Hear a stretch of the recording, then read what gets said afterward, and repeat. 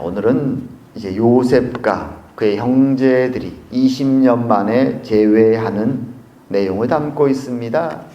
자, 20년 만에 헤어졌던 가족들이 만난다라는 것을 한번 생각해 보시기 바랍니다. 얼마나 그런 일이 있다면 감격스럽고 기쁨이 넘칠까요? 얼마나 설레일까요?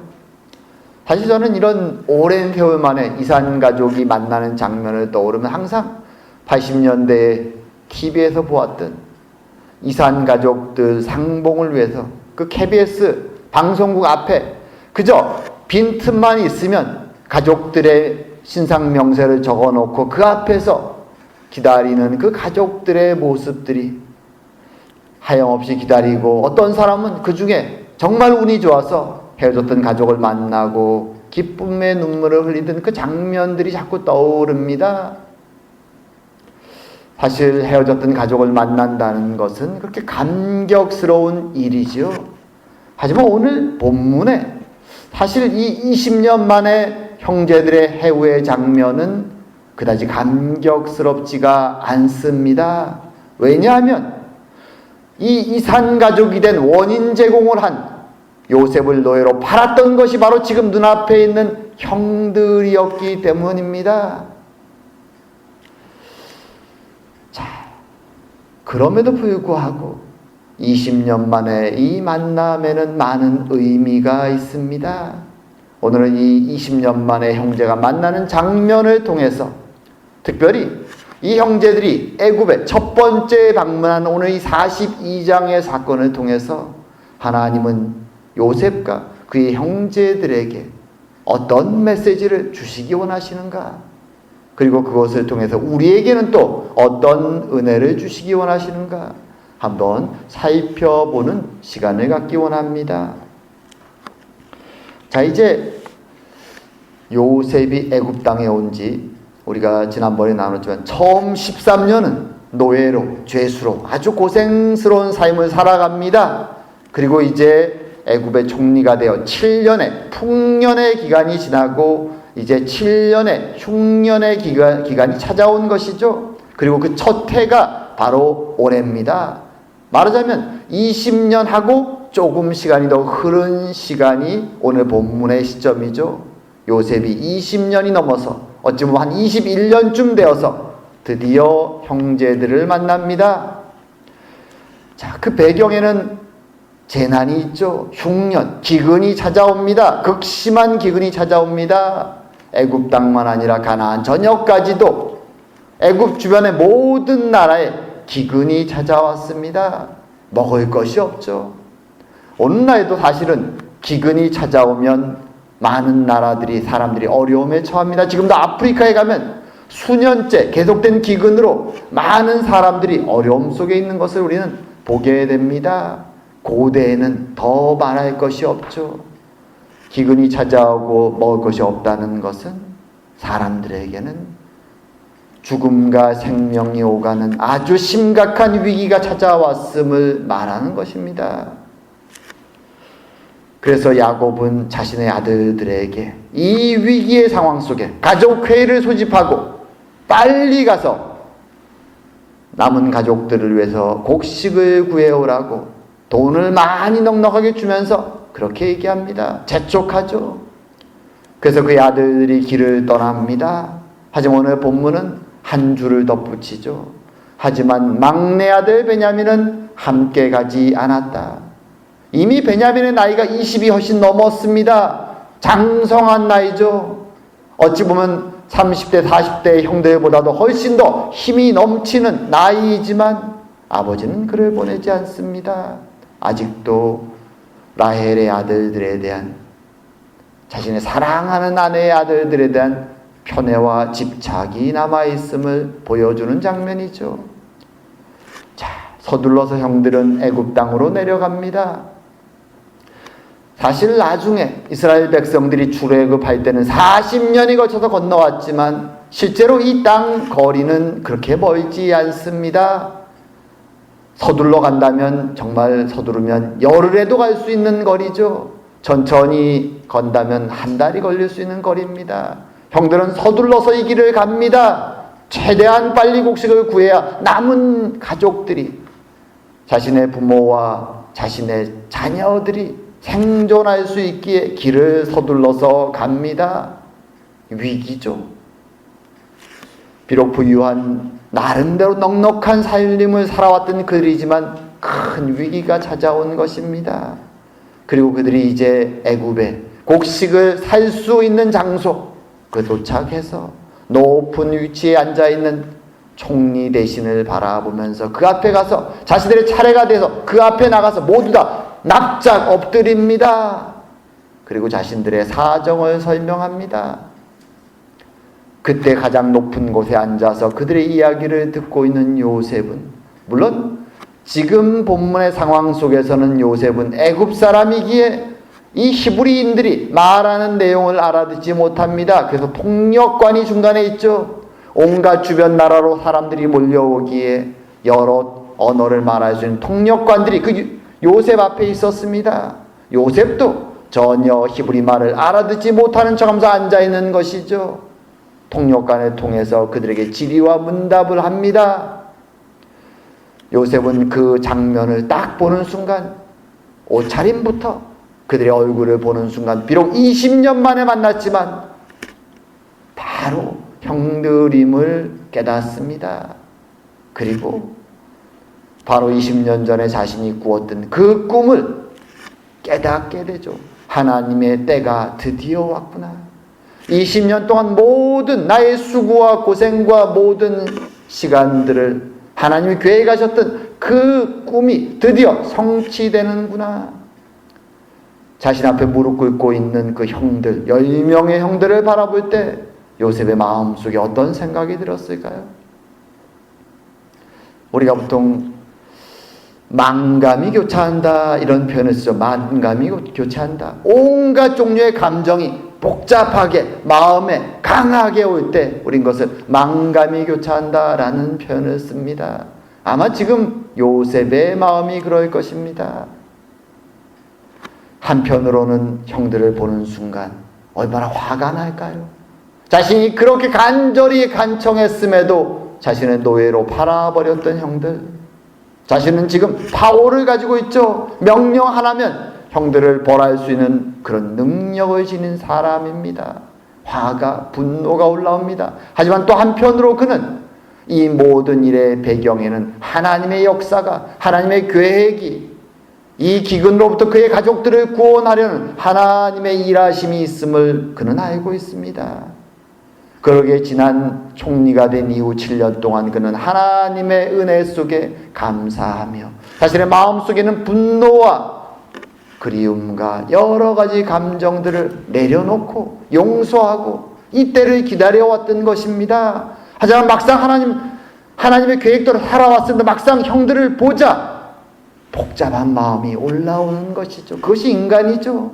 아무리 용서했어도, 아무리 하나님의 인도하심을 알아도 복잡한 감정이 올라옵니다.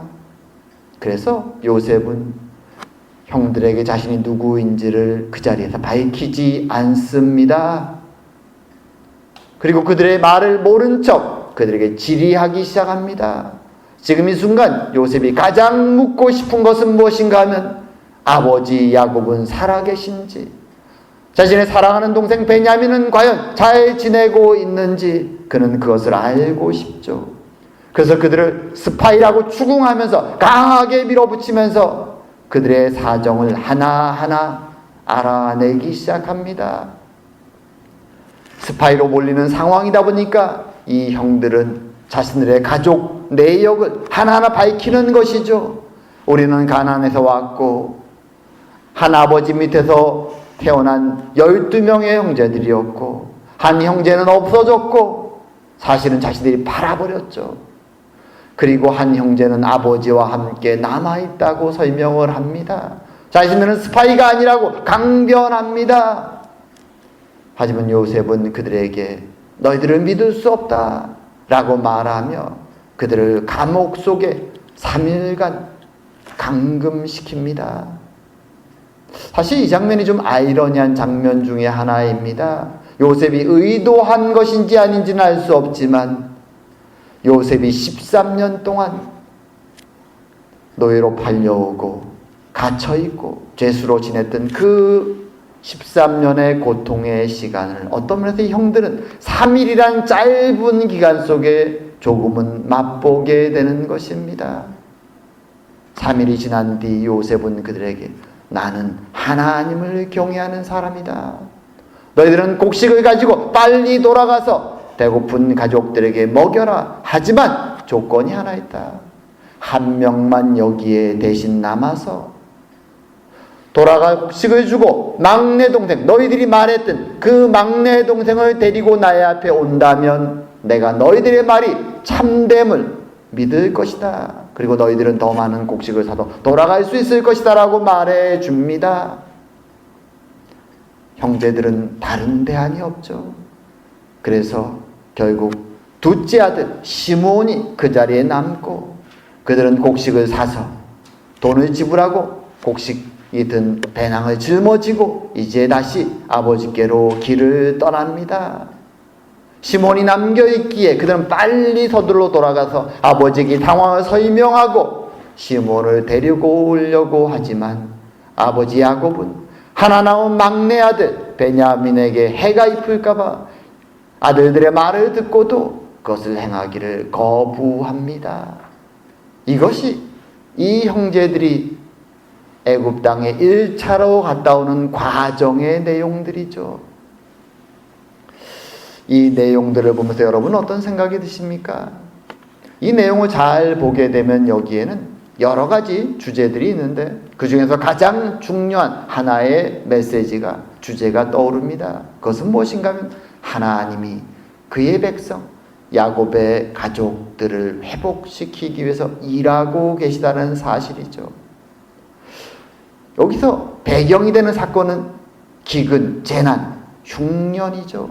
근데 아이러니한 것은 하나님은 이 재난의 상황 속에서 사실은 이 7년간의 극심한 흉년으로부터 그의 백성 야곱의 가족을 구원하시기 위해서 요셉을 미리 보내시고 준비를 하셨지만 지금에 와서 문제가 많은 이 야곱의 가족을 단순히 육적으로 구원하는 것뿐만 아니라 이 기근이라는 위급한 상황을 이용해서 그들의 상처받고 갈라진 마음들을 회복시키는 일에 또한 하나님은 관심을 갖고 일하기 시작하셨다는 것입니다.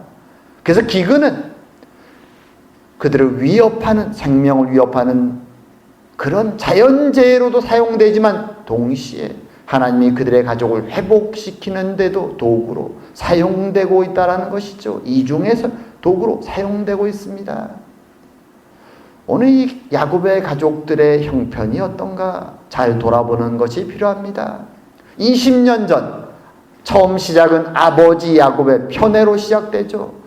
오직 요셉과 베냐민만을 사랑하는 그 아버지의 사랑 때문에 형들은 분노합니다. 또한 철없는 요셉의 꿈에 대한 이야기들 때문에 그들은 더 분노하죠. 그리고 그들의 분노가 결국은 요셉을 처음에는 죽이려고 하다가 나중에는 노예로 팔아버리는 사건을 일으키게 됩니다. 그리고 그 일이 벌어지고 20년 동안 아버지는 눈물에 흘리고 슬퍼하며 아들을 그리워하며 시간을 보내고 이 아들들은 그 사건을 돌이킬 때마다 자신들의 밑바닥을 계속 보게 되죠. 우리가 아무리 미워했지만 아버지가 아무리 저렇게 했지만 과연 우리가 그렇게까지 해야 됐을까? 요셉이 제발 형들 살려달라고 울부짖을 때 그것을 외면하면서 그를 팔아버렸을 때 그들의 마음에는 야 드디어 미워하는 놈을 팔았구나 해치웠구나는 후련함이 아니라 그들의 마음 속에는 내가 이런 인간이었나, 이렇게 악하고 이렇게 사악한 인간이었나, 왜 동생 요셉을 그렇게까지 악하게 팔아보내야만 됐는가. 그들은 20년 동안 그 고통 속에 시달립니다.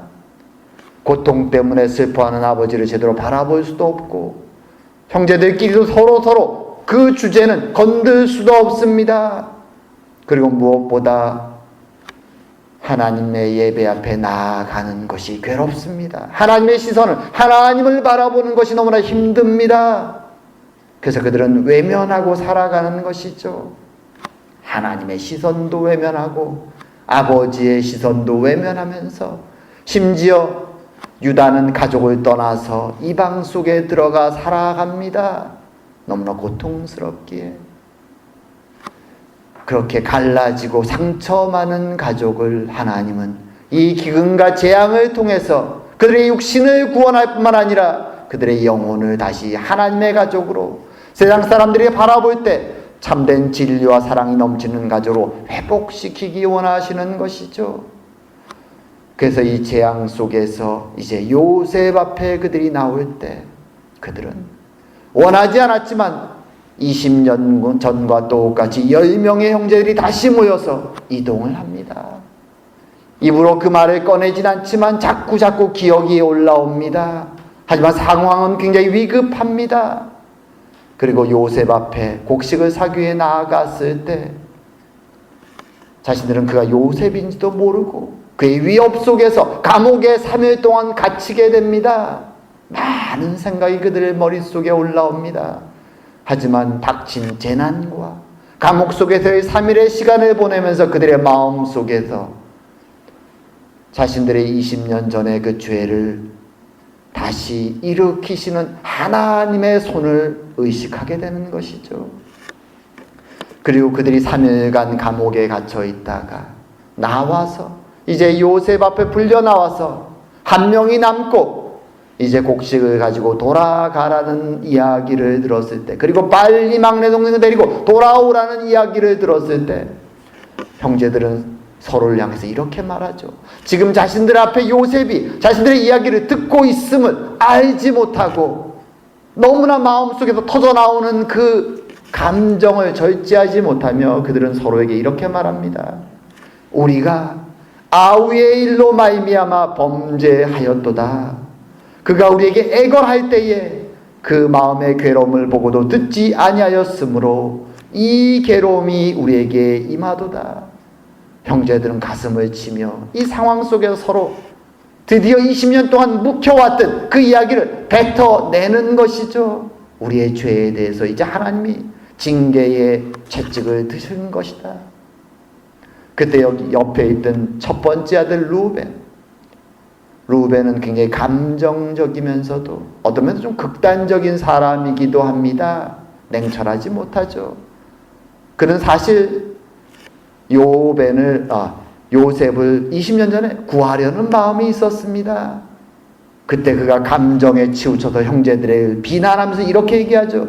내가 너희에게 그 아이에 대하여 죄를 짓지 말라고 하지 아니하였더냐.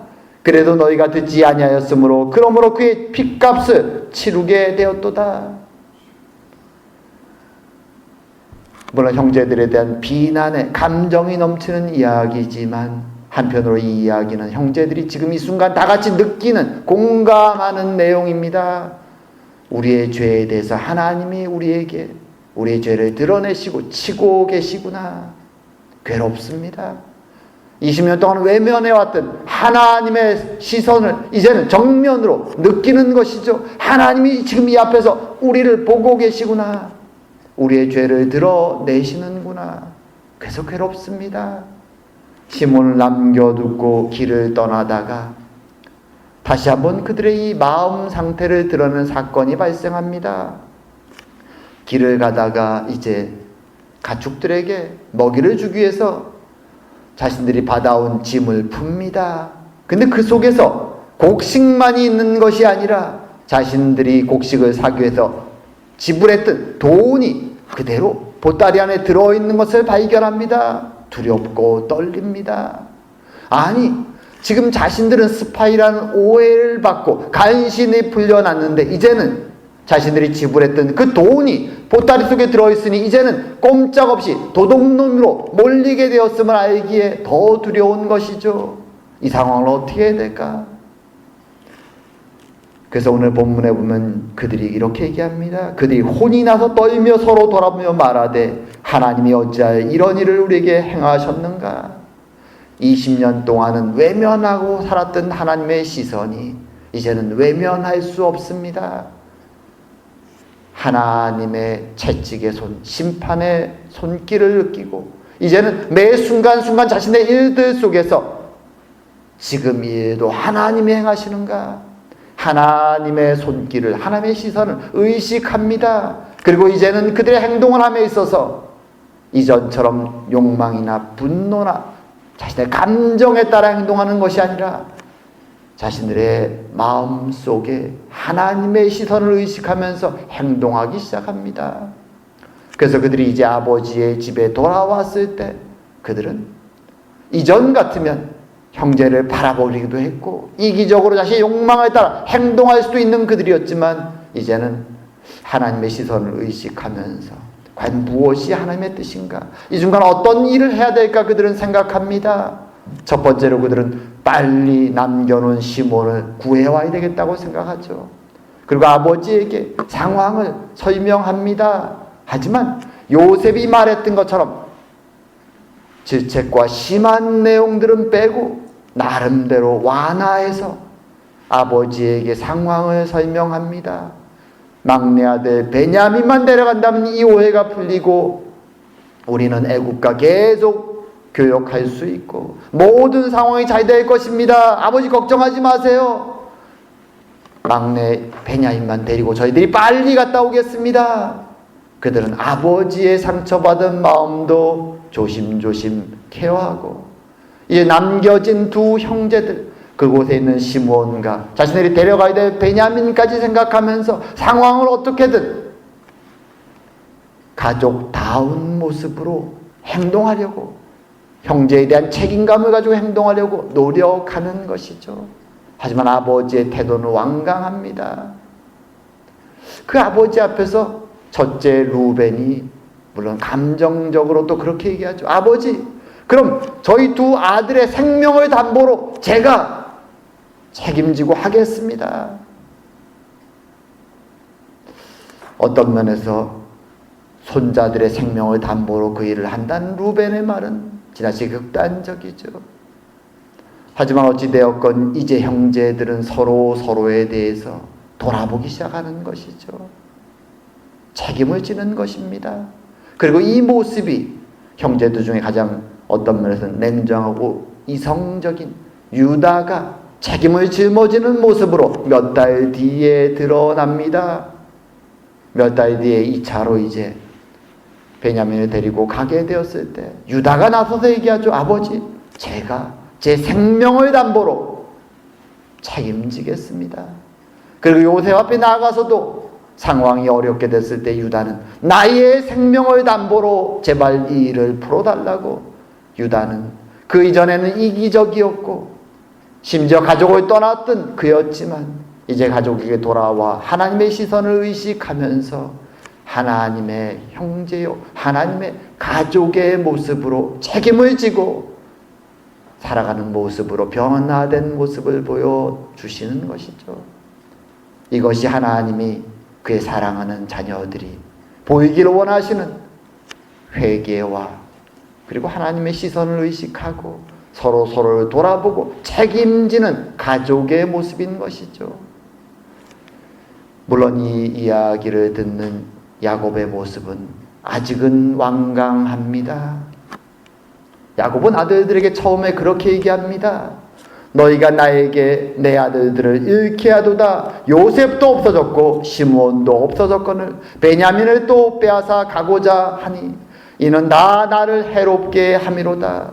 내 아들은 너희와 함께 내려가지 못하리니 그의 형은 죽고 그만 남았음이라. 만일 너희가 가는 길에서 재난이 그에게 미치면 너희가 내 흰 머리를 슬퍼하며 스올로 내려가게 함이 되리라. 야곱의 모습 속에서는 아직도 베냐민에 대한 요셉에 대한 편애의 모습이 물론 있습니다. 어떤 면은 사랑하는 아들을 잃은 아버지의 상처의 모습이 여기 드러나죠. 그리고 아들들을 향한 원망의 모습도 드러납니다. 그럼에도 불구하고 야곱은 비록 이렇게 완강하게 처음에는 저항하지만 그는 마음속으로 고민을 시작하죠. 도대체 어디서부터 문제였는가? 결국 야곱도 상황을 인식하고 가족 전체를 위해서 베냐민을 보내게 됩니다. 하나님은 서로 미움과 분노와 상처로 깨어진 가족들에게 있어서 재난이라는 이 기근이란 어려운 상황을 통해서 그들의 마음이 다시 한번 서로를 돌아보고 형제를 서로 돌아보고 자신들의 과거의 죄에 대해서 하나님 앞에서 그것을 고백하고 하나님의 가족으로 회복되는 쪽으로 이 형제들을, 이 가족을 끌고 나가기 원하시는 것이죠. 그리고 그들 각자의 마음을 터치하시며 조금씩 그들을 하나님의 백성다운 모습으로 인도해 가시기 원하시는 것입니다. 그래서 오늘 이 기근의 사건은 1차적으로는 닥친 재난 가운데 그의 백성을 구원하시기 위한 하나님의 계획이지만 동시에 육신의 구원만이 아니라 그들의 영혼이 하나님 앞에서 아름다운 모습으로 성숙해지기 원하는 하나님의 일하심이 담겨 있는 것입니다. 이런 모습은 우리의 인생 가운데서도 있죠. 세상을 살아가는 것은 쉽지 않습니다. 하나님 우리에게 때로는 수고스러움과 고생스러움과 어려움을 허락할 때도 있습니다. 보통 이런 상황을 영어로 severe mercy라는 표현을 쓰죠. 극심한 고통스러운 자비라는 표현입니다. 우리는 모든 것이 행복하고 즐겁게 하나님 앞에서 이루어지면 좋겠다라고 생각하지만 하나님 우리의 연약함과 믿음 없음을 아시기 때문에 때로는 시비어한 고통스러운 상황들을 통하여서 그것을 경험하면서 하나님의 백성들이 단순히 육신의 구원이 아니라 영혼이 성숙해지는 그 과정을 거치게 하시는 것입니다. 하지만 중요한 것은 그 모든 과정 속에서 하나님은 그의 백성들의 곁을 떠나지 아니하신다는 것입니다. 그리고 그들이 그 고통을 이겨내고 성숙한 자로 자신의 잘못된 모습에 대해서는 회개하고 하나님의 시선을 의식하고 한 형제 자매임을 서로 돌아보며 나의 책임과 나의 의무가 무엇인가 성숙한 자로 자라갈 수 있도록 인도해 가시는 것입니다. 이 과정은 쉽지 않습니다. 하지만 하나님은 그 과정을 통해 그의 백성들이 육신과 영혼이 구원을 받으며 세상 가운데서 참된 사랑과 진리가 무엇인가를 그들의 삶을 통해 드러내기를 원하시는 것입니다. 그리고 오늘도 우리와 동행하시며 우리를 통하여 그 은혜를 하나님의 참된 자비하심을 드러내기 원하십니다. 참으로 쉽지 않은 성도의 길이지만 우리를 인도해 가시는 자비로우시고 사랑이 많으신 그 하나님을 경험하며 오늘도 그분과 동행하는 그리고 그분의 영광과 진리를 우리의 삶 속에서 드러낼 수 있는 저와 여러분 되기를 주의 이름으로 축원드립니다. 기도드리겠습니다. 사랑과 은혜의 하나님 아버지, 오늘도 요셉의 인생과 그 형제들이 요셉을 만나는 그 과정들을 통하여 우리에게 하나님의 자비하심, 하나님의 일하심, 우리와 동행하시는 하나님, 우리를 구원하시기를, 육신과 영혼을 구원하시기 위해 쉬지 아니하시는 하나님의 모습을 보여주시니 감사드립니다. 깨어진 가족, 상처받은 가족이 하나님의 은혜 속에 다시 회복되어가는 과정을 보여주신 주님, 우리의 삶 가운데도 동행하여 주시고 우리도 하나님의 시선을 의식하며 하나님의 은혜를 감사하며 우리의 육신만이 아니라 영혼도 하나님 보시기에 아름다운 모습으로 성숙되게 사랑으로 변해가는 저희가 다 될 수 있도록 주님 축복하여 주시옵소서. 오늘도 우리 인생 가운데 아버지 되시고 보호자 되시고 함께 하시는 자비로우신 하나님의 은혜에 감사하오며 모든 말씀 예수님 이름으로 기도드립니다. 아멘.